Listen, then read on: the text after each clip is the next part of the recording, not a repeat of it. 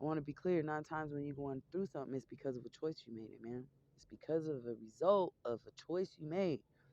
So why it's important to read the whole chapter of the verse you quoting is because there's instruction as well.